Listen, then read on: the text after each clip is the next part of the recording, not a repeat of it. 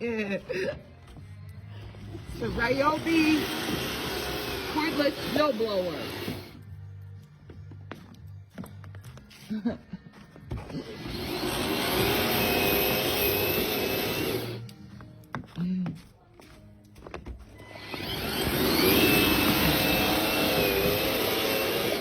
Shoveling.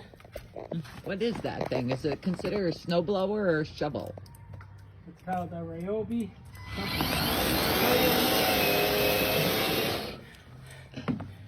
This is just a Ryobi that I have the hedge trimmer attachment, the weed eater attachment, and then you just buy this. These are different attachments.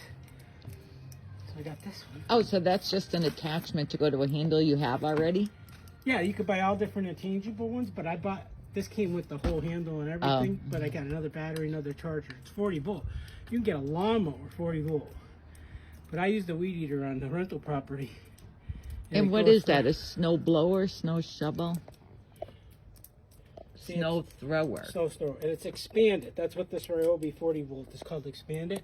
Because you can buy all different attachments. Like I said, I got the hedge trimmer one. I got the weed eater one. You can get a leaf blower one.